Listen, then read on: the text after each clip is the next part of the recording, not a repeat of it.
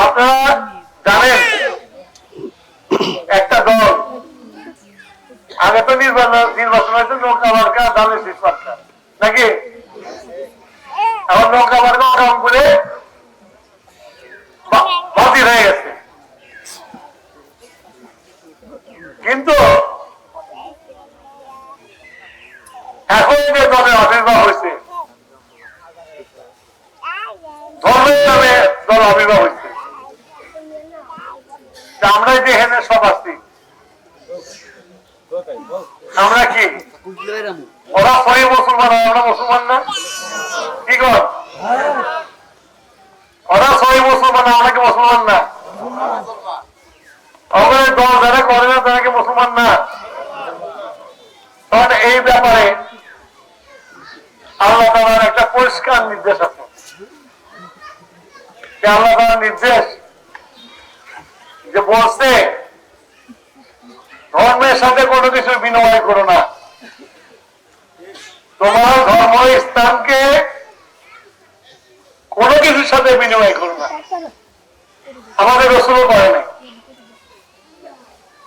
কোরআন শরীফে যে লেখা আছে বলছে বিনিময় করলে কি ক্ষতি হবে সেটাও বলতে কোরআনের মধ্যে।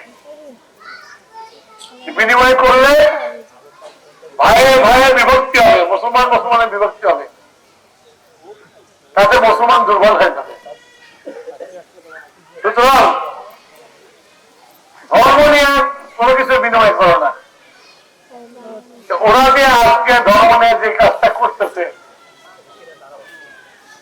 কোরআনের নির্দেশ লঙ্ঘন করতেছে। কোরআনের নির্দেশ যে দল লঙ্ঘন করে সে দল কি?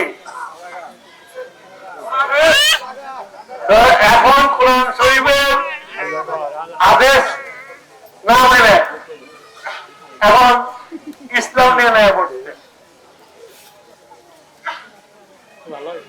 এরা বাংলাদেশের স্বাধীনতা এখনো বিশ্বাস করে না।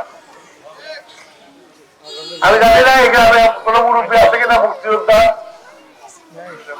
মারা গেছে সবাই। এখন এই মুক্তিযুদ্ধের সময় এই জামাত ইসলাম পাকিস্তানি সেনাবাহিনীর সাথে এক হয়ে বাংলাদেশের মানুষ হত্যা করছে। শুধু তাই করে না,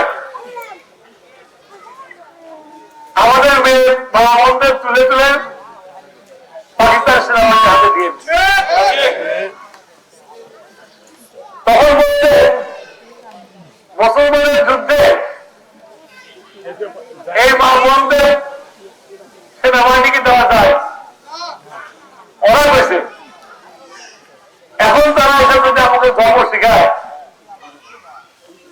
আমরা শিখবেন? ধর্ম শিখার জন্য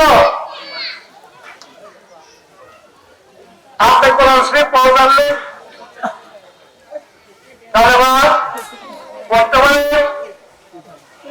রোজা রাখলেন, নামাজ পড়লেন, হক দিলেন, জাকাত দিলেন, এই 5টা ফরজ করলেই তো আমি মুসলমান।